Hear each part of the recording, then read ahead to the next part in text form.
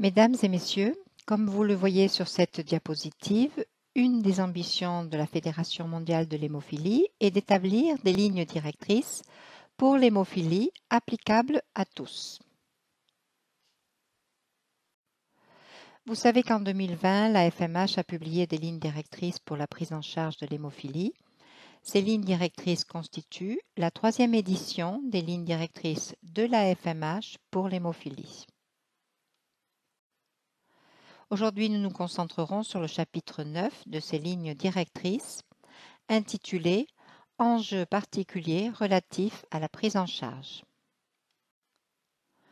Vous voyez ici la page de titre de notre chapitre, le chapitre 9, et les auteurs de ce chapitre qui sont Jerzy Windiga, Gérard Dolan, Kate Kerr, Johnny Malangou, Risha Mohan, Margaret Rani, Abdelaziz Al-Sharif, Lisa Bagley, R. Satyanarayanan, Glenn Pierce et Alok Shrivastava.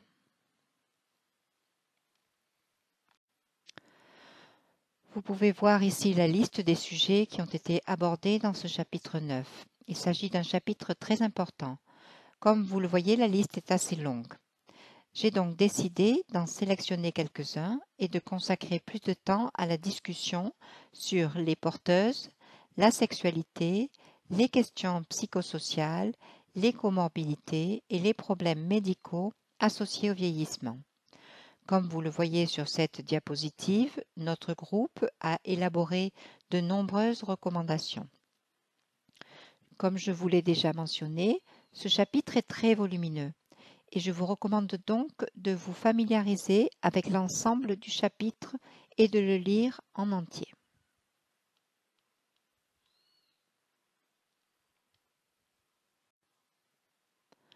Je vais donc commencer par les porteuses. Les formes sévères d'hémophilie affectent généralement les hommes. Les femmes sont qualifiées de porteuses et sont souvent asymptomatiques. Cependant, une partie des porteuses ont un faible taux de facteur 8 ou de facteur 9, ce qui peut entraîner une hémophilie mineure, modérée, voire sévère. Bien entendu, les femmes symptomatiques doivent être qualifiées d'hémophiles en précisant le degré de sévérité, comme les hommes atteints d'hémophilie. Les porteuses qui présentent une tendance hémorragique plus importante qu'escomptée, compte tenu de leur taux de facteur, à l'instar des hommes, peuvent présenter un second déficit de coagulation, comme une variante du gène du facteur von Willebrand, ou une dysfonction plaquettaire congénitale, car ces troubles sont relativement courants. Nous pensons, et c'est notre recommandation, que les porteuses devraient être enregistrées dans les centres de traitement de l'hémophilie et que les porteuses ayant un faible taux de facteur devraient être traitées et prises en charge au même titre que les hommes atteints d'hémophilie, ce qui est assez évident.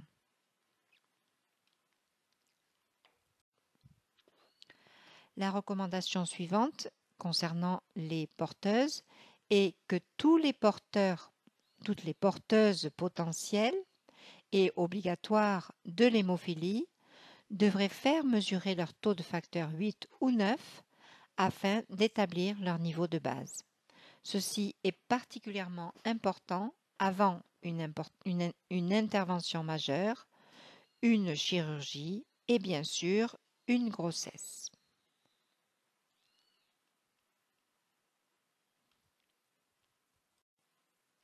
Les manifestations les plus courantes chez les porteuses symptomatiques sont les ménorrhagies, les dysménorrhées, les hémorragies postpartum, les saignements périménopausiques, mais aussi les saignements anormaux isolés à la suite d'un traumatisme ou après des interventions médicales ou dentaires ou après des chirurgies majeures.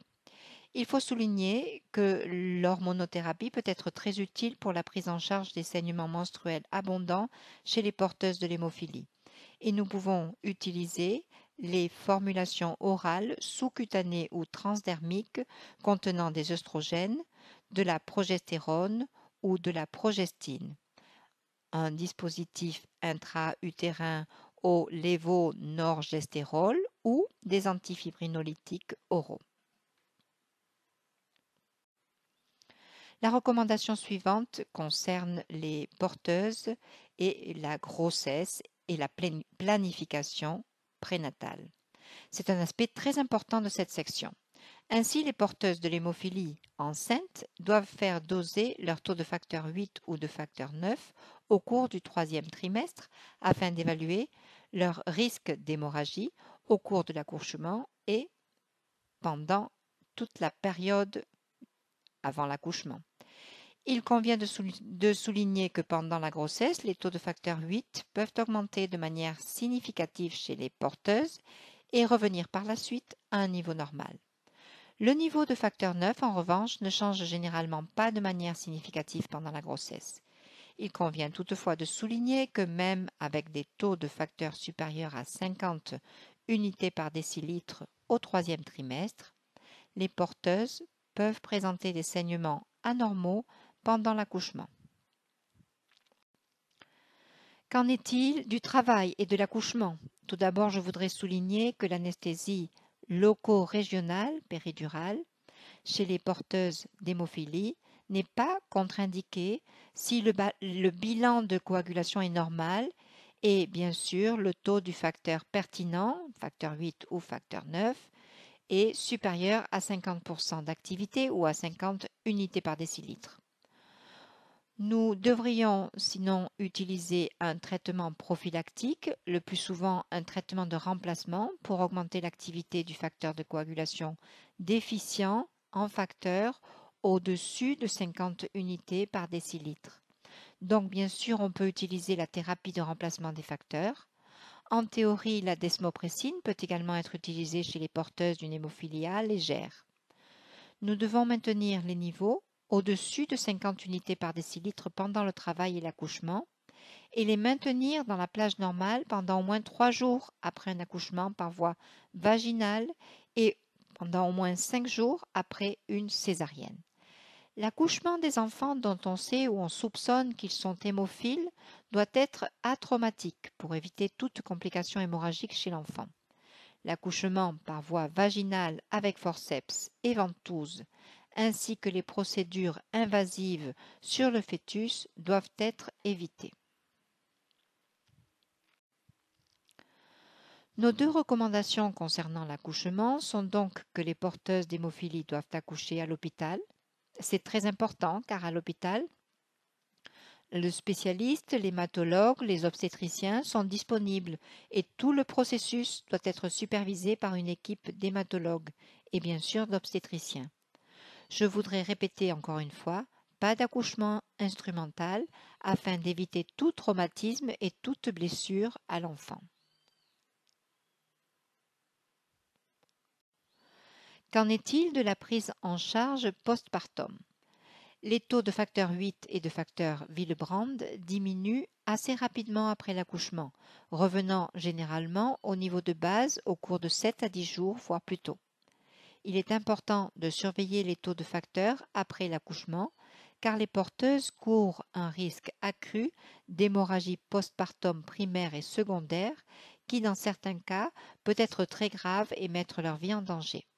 Si une hémorragie postpartum se produit, les traitements sont bien sûr la thérapie de remplacement des facteurs, mais aussi les antifibrinolytiques et l'hormonothérapie.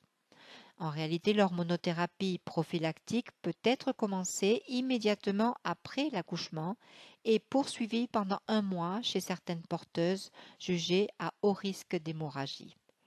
Des hémorragies tardives jusqu'à 35 jours après l'accouchement sont possibles et ont été rapportées dans différents articles. Nous devons garder à l'esprit que les porteuses peuvent souffrir d'une hémorragie postpartum. Pour illustrer la situation de la porteuse pendant l'accouchement et la période postpartum, je vais vous présenter cette très brève étude de cas.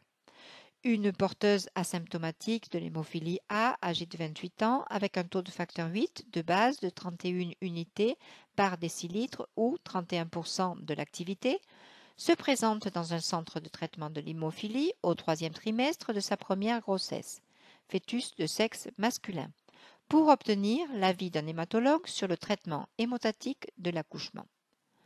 Son activité actuelle du facteur 8 a été vérifiée. Elle était de 132 unités par décilitre. Sa grossesse s'est déroulée sans incident et aucun trouble concomitant n'a été signalé. Il a été recommandé d'éviter l'accouchement instrumental. L'anesthésie péridurale a été autorisée car le facteur 8 était supérieur à 50 unités par décilitre. L'accouchement par voie vaginale normale a été choisi par la patiente et par l'obstétricien. Cependant, il a été suggéré qu'en cas de problème pendant l'accouchement, le recours précoce à la césarienne devrait être envisagé. Elle a subi une injection péridurale sans complications, sans avoir besoin d'une perfusion de facteurs, et elle a accouché par voie vaginale d'un garçon non atteint à 39 semaines. Le placenta a été délivré spontanément. Son taux de facteur était de 112% le premier jour du postpartum. Cependant, le 3e jour du postpartum, elle a signalé des lochies légères et donc des saignements vaginaux. À ce moment-là, l'activité du facteur 8 était de 53 unités par décilitre, très proche du niveau de base. L'examen gynécologique était normal. Dans ce cas, cela est très important car cela signifie que la raison des lochies légères pourrait être le niveau du facteur 8, qui est en théorie dans la fourchette normale, mais à la limite inférieure de la plage normale. Il a donc été décidé de commencer un traitement de remplacement du facteur 8. Le niveau de facteur 8 a été ciblé autour de 100 unités par décilitre. Les résultats de cette thérapie ont été très bons. La prophylaxie a consisté en un concentré de facteur 8 et les perfusions ont été effectuées tous les 2 jours pendant 10 jours, avec un rétablissement complet.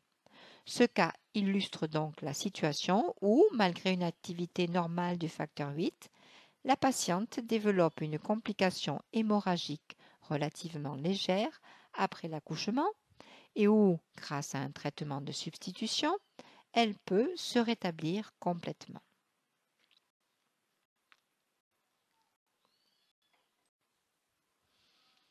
Bien entendu, un autre sujet très important lié à l'accouchement par des porteuses de l'hémophilie est le dépistage chez le nouveau-né.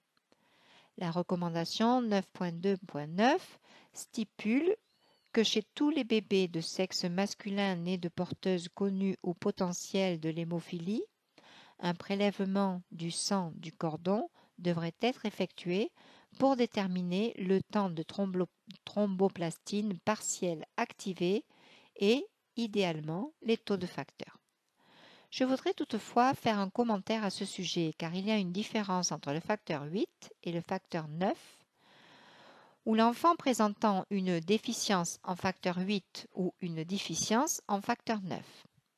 Normalement, chez les nouveau-nés et les enfants prématurés non hémophiles, les taux de facteur 8 à la naissance se situent dans la fourchette normale des adultes, voire légèrement augmentés. Par conséquent, si nous vérifions l'activité plasmatique du facteur 8 chez les nourrissons et que nous constatons des taux très faibles, le diagnostic d'hémophilie A est hautement probable. Cependant, les taux de facteur 9 à la naissance sont nettement inférieurs à la normale chez les nouveau-nés non hémophiles et encore plus chez les prématurés. Donc, si nous observons des taux de facteur 9 très faibles, mais supérieurs à, disons, 1%, le diagnostic d'hémophilie B est incertain et nous devons retester l'enfant environ 3 à 6 mois plus tard pour obtenir un diagnostic définitif.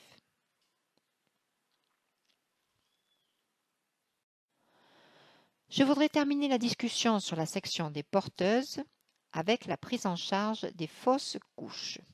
La prise en charge chirurgicale d'un avortement spontané ou fausse couche est privilégiée chez les patientes atteintes d'une anomalie hémostatique préexistante. Bien sûr, une prise en charge obstétrique adéquate est nécessaire, mais les porteuses ont également besoin d'une prise en charge hémostatique appropriée. Comme toujours, la prise en charge hémostatique consiste à remplacer le facteur de coagulation déficient ou à recourir à d'autres modalités de traitement conformément au protocole de prise en charge des complications hémorragiques chez les patients hémophiles. Nous passons des porteuses à la sexualité. Il s'agit d'une section beaucoup plus courte de notre chapitre. Néanmoins, j'aimerais consacrer quelques minutes ou quelques instants à ce chapitre. Il s'agit d'un sujet très important pour les complications de l'hémophilie chez nos patients.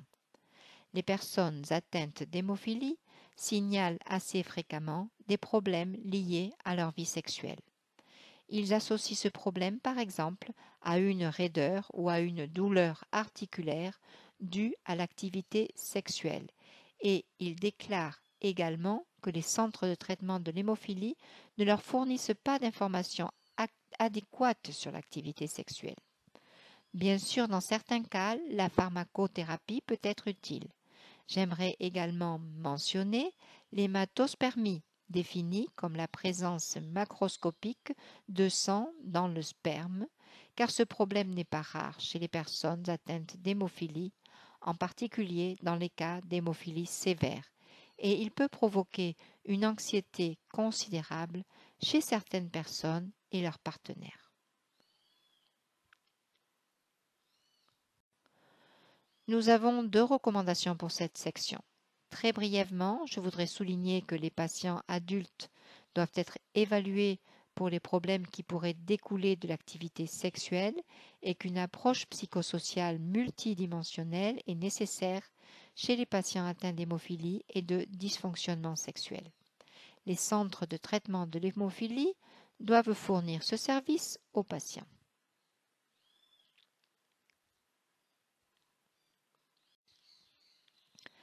La prochaine section du chapitre 9 concerne la chirurgie et les procédures invasives.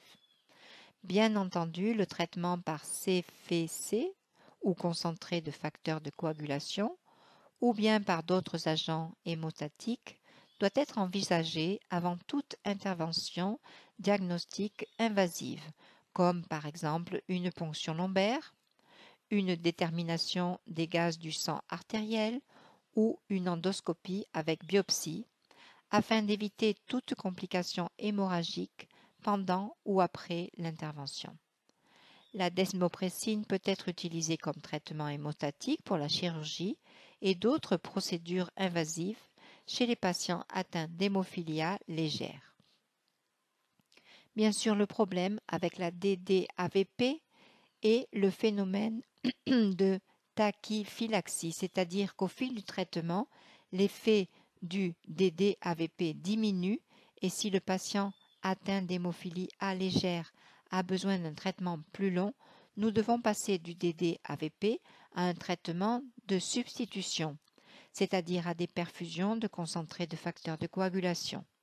Si les concentrés de facteurs de coagulation ou les agents de contournement ne sont pas disponibles, un soutien adéquat de la banque de sang pour les composants plasmatiques est nécessaire, car nous savons que de nombreux patients dans le monde n'ont malheureusement pas accès aux concentrés de facteurs de coagulation.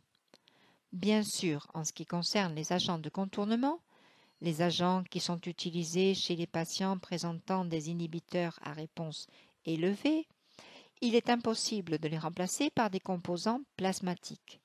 Mais chez les patients sans inhibiteur, on peut utiliser du plasma frais congelé ou du cryoprécipité si les concentrés de facteurs de coagulation ne sont pas disponibles.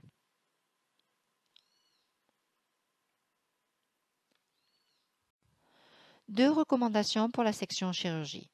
Pendant la chirurgie, il faut disposer d'une quantité suffisante de concentré de facteurs de coagulation.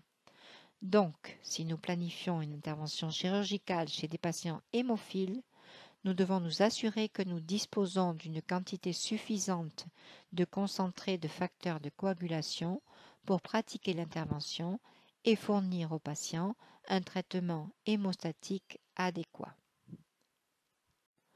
Je voudrais insister à nouveau sur le fait que la desmopressine doit être utilisé avant une intervention chirurgicale chez les patients atteints d'hémophilie légère. Pourquoi? Eh bien parce que chez les patients atteints d'hémophilie légère, contrairement aux patients atteints d'hémophilie sévère, le risque de développement d'inhibiteurs augmente avec le nombre de jours d'exposition. Donc, si nous diminuons le nombre de jours d'exposition au concentré de facteur 8, nous pouvons réduire le risque de développement d'inhibiteurs. C'est une observation très importante.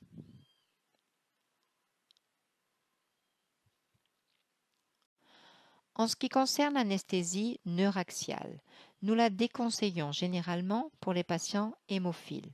Pourquoi? Eh bien parce qu'il y a un risque de complications hémorragiques.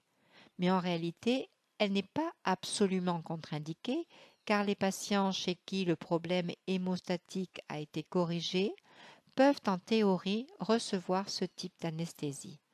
Néanmoins, nous suggérons d'utiliser l'anesthésie générale plutôt qu'une anesthésie neuraxiale.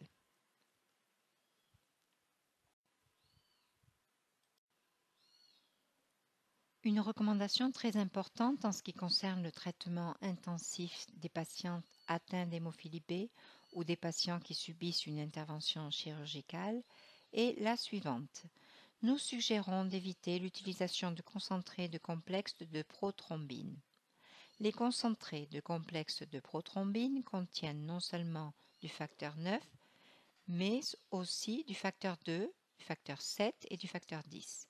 Chez les patients atteints d'hémophilie B présentant une déficience en facteur 9, mais des taux normaux de facteur 2, 7 et 10, les perfusions intensives de concentrés de complexes de prothrombine peuvent entraîner une accumulation de facteurs 2, 7 et 10 et, du moins en théorie, un risque accru de complications thrombotiques. Nous préférons donc utiliser des concentrés de facteur 9 purs.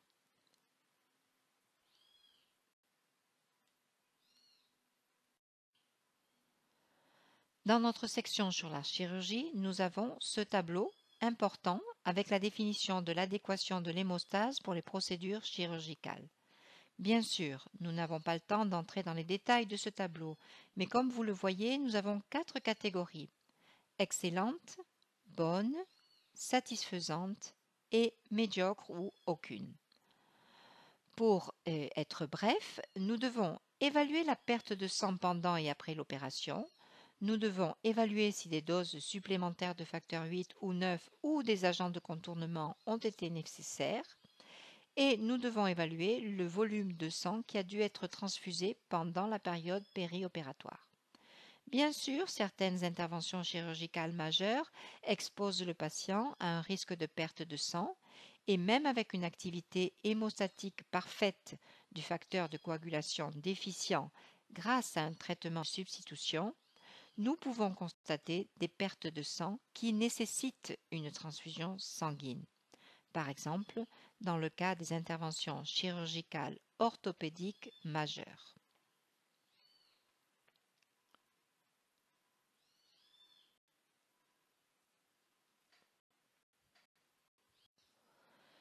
Une autre section de notre chapitre 9 est celle qui traite des enjeux psychosociaux. Bien sûr, l'hémophilie grave est associée à des fardeaux psychologiques et économiques importants pour les personnes atteintes d'hémophilie et pour leurs soignants. Sur cette diapositive, vous voyez les principales fonctions des travailleurs sociaux qui travaillent dans les centres de traitement de l'hémophilie. Encore une fois, nous n'avons pas le temps de discuter de toutes ces fonctions, mais je vous encourage à lire cette section de notre chapitre.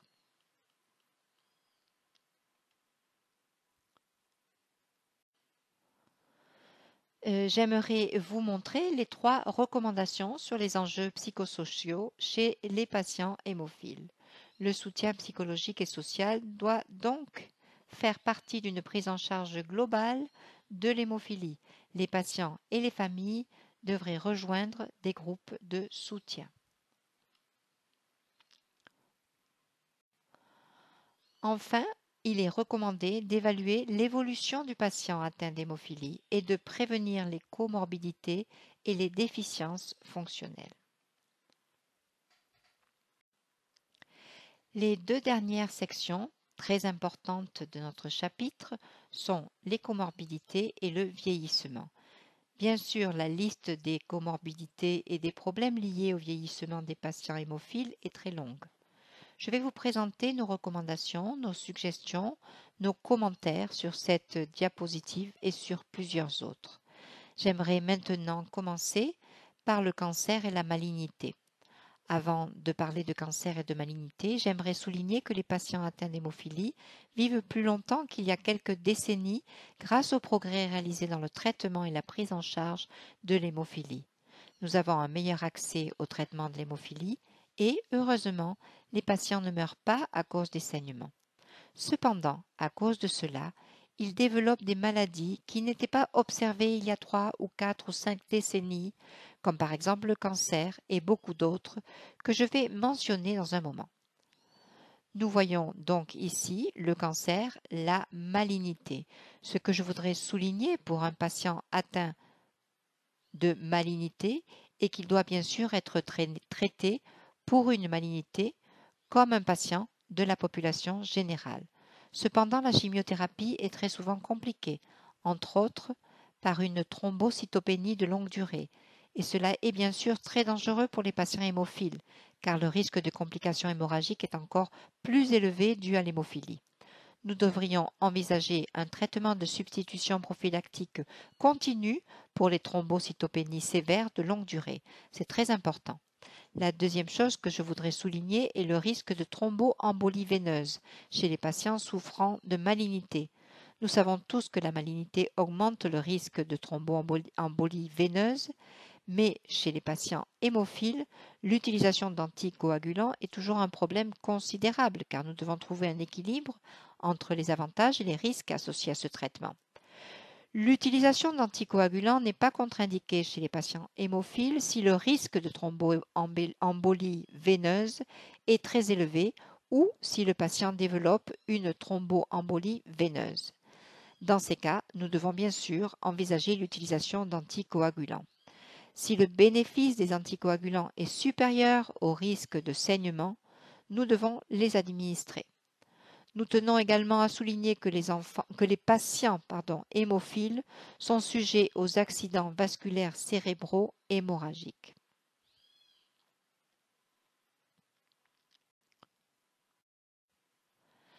La fibrillation auriculaire est un autre grand défi pour cette population de patients, je veux dire les patients hémophiles. Pourquoi cela? Parce que normalement, les patients non hémophiles sont traités très souvent avec des anticoagulants. Mais chez les patients hémophiles, nous devons évaluer le risque de complications hémorragiques et le risque d'accident vasculaire cérébral. Si le risque d'AVC est élevé, nous devons bien sûr envisager l'utilisation d'anticoagulants. Mais là encore, nous devons d'abord corriger le défaut d'hémostase. En l'absence d'un traitement de remplacement adéquat, nous ne devons pas utiliser d'anticoagulants chez les patients hémophiles. Bien sûr, il existe des différences entre les degrés de sévérité de l'hémophilie. Chez les patients atteints d'hémophilie légère, nous pouvons utiliser des anticoagulants. Mais chez les patients atteints d'hémophilie sévère, cette approche est contre-indiquée. Bien sûr, vous trouverez les détails dans le texte de cette section. Les patients avec des inhibiteurs ne doivent pas être traités avec un traitement antithrombotique. C'est le critère général. Bien sûr, on peut trouver dans la bibliographie des rapports sur l'utilisation d'anticoagulants chez des patients atteints d'hémophilie compliquée par un inhibiteur à titre élevé. Le problème des patients recevant des agents de contournement est qu'il est très difficile de prédire la réponse, de sorte que nous ne sommes pas sûrs que le patient soit suffisamment protégé contre les complications hémorragiques. Chez les patients atteints d'hémophilie avec inhibiteur, l'anticoagulation ne peut être utilisée que dans des circonstances exceptionnelles, lorsque le risque de thrombose est beaucoup plus élevé que le risque de complications hémorragiques. En ce qui concerne la thromboembolie veineuse et la thrombose en général, Je vais répéter la même chose. Nous devons évaluer le risque d'hémorragie et le risque de thrombose. Les patients hémophiles sont protégés, du moins dans une certaine mesure, contre la thromboembolie veineuse. Cependant, certains facteurs de risque de thromboembolie veineuse peuvent être présents chez un patient qui subit une intervention chirurgicale. Par exemple, un patient hémophile qui subit une chirurgie orthopédique majeure avec des facteurs de risque supplémentaires de thromboembolie veineuse comme l'obésité ou l'immobilité, ou bien des patients qui subissent une chirurgie abdominale majeure pour un cancer. Le risque de thromboembolie veineuse peut être vraiment élevé chez ces patients et dans ces cas, nous pouvons utiliser des anticoagulants. Mais nous devons nous assurer qu'une balance hémostatique satisfaisante a été obtenue, dans la plupart des cas par un traitement de remplacement. Bien sûr, les patients sans inhibiteur peuvent suivre un traitement anticoagulant après le contrôle hémostatique. En revanche, chez les personnes présentant un titre élevé d'inhibiteurs, l'utilisation d'anticoagulants est plutôt contre-indiquée, bien que dans certains cas, il faut quand même les administrer. Dans ces cas, les anticoagulants doivent être utilisés, mais nous devons ensuite administrer des agents de contournement et nous devons nous assurer que le patient est protégé contre les complications hémorragiques graves. Nous n'en savons pas encore assez sur l'association de l'hémicizumab et des anticoagulants chez les patients atteints d'hémophilie A compliquée par des inhibiteurs à titre élevé.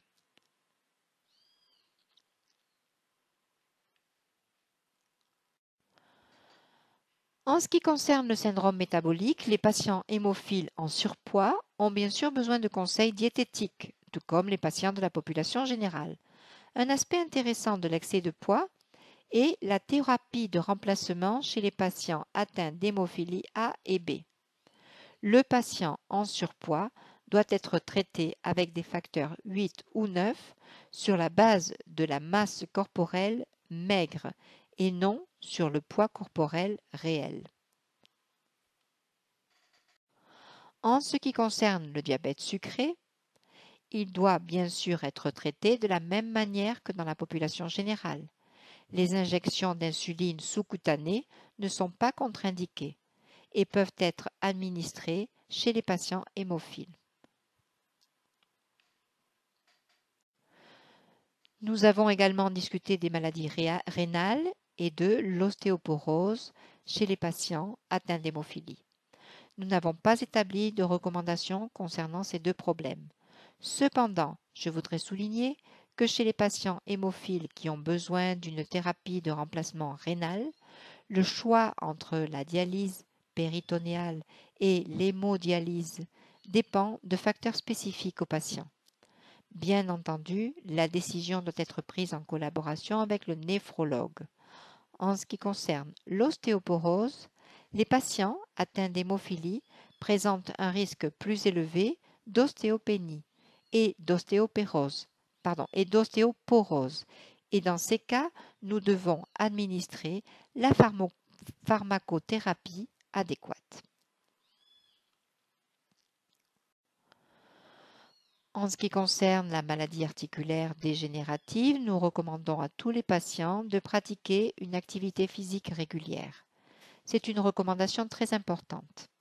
J'ai déjà mentionné l'ostéoporose et, en présence d'ostéoporose ou d'ostéopénie, l'administration d'un médicament anti-ostéoporotique est indiquée.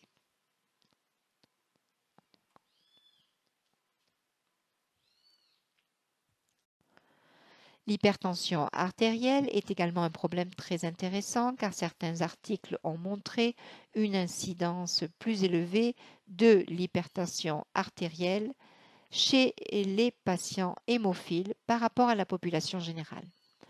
Nous recommandons vivement de mesurer régulièrement la pression artérielle et la prise en charge de l'hypertension artérielle est la même que dans la population générale. Les maladies des artères coronaires représentent un énorme défi pour les patients et pour les médecins. Ce défi est comparable à celui de la thromboembolie veineuse ou la fibrillation auriculaire, car nous devons utiliser des antithrombotiques chez les patients sans troubles héréditaires de la coagulation et également chez les patients hémophiles. Si nous traitons une maladie coronarienne, nous devons envisager l'utilisation d'antithrombotiques. Ces agents peuvent être utilisés après avoir corrigé le défaut d'hémostase. Par conséquent, les anticoagulants peuvent être utilisés, mais à condition que le risque de complications hémorragiques ne l'emporte pas sur le bénéfice potentiel de l'anticoagulation ou de l'utilisation d'antithrombotiques.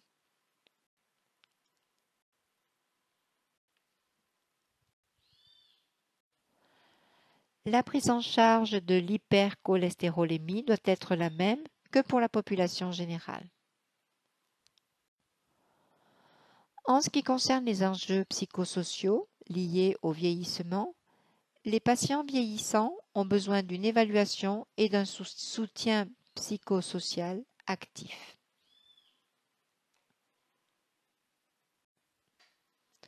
Nous arrivons à la fin de ma présentation. Nous avons parcouru de nombreux sujets abordés dans le chapitre 9, mais bien sûr, il était tout simplement impossible de tout aborder. Et même sur les sujets que j'ai abordés au cours des 30 dernières minutes, de nombreux aspects n'ont pas été discutés, simplement par manque de temps. Par conséquent, je vous encourage vivement à lire l'ensemble du chapitre. Mais je voudrais conclure ma présentation par cette diapositive. Les questions en suspens. Le nombre de questions qui sont restées sans réponse est probablement beaucoup plus important, mais permettez-moi de montrer ces 5 questions. Premièrement, des recherches supplémentaires sont certainement nécessaires pour mieux comprendre la sécurité du traitement antithrombotique chez les patients atteints d'hémophilie compliquée par des inhibiteurs du facteur 8 et traités par emicizumab. L'arrivée de l'emicizumab est une très bonne nouvelle pour les patients atteints d'hémophilie A compliquée par un inhibiteur. Néanmoins, nous avons encore beaucoup à apprendre, notamment sur l'utilisation des anticoagulants chez les patients sous emicizumab. Il n'y a actuellement pas de consensus fondé sur des éléments probants concernant la prise en charge d'une thromboembolie veineuse chez les patients atteints d'hémophilie. Par exemple, nous ne savons pas encore avec certitude quels devraient être les niveaux plasmatiques du facteur de coagulation déficient pendant l'anticoagulation.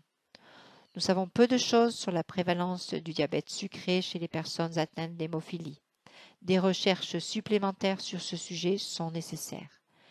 Bien que la prophylaxie secondaire réduise l'incidence des saignements, son efficacité pour améliorer la fonction orthopédique n'a pas été clairement établie. Enfin, les causes de la prévalence accrue de l'hypertension chez les patients hémophiles ne sont toujours pas claires. Et en ce qui concerne cette question très importante, nous avons besoin de recherches plus approfondies.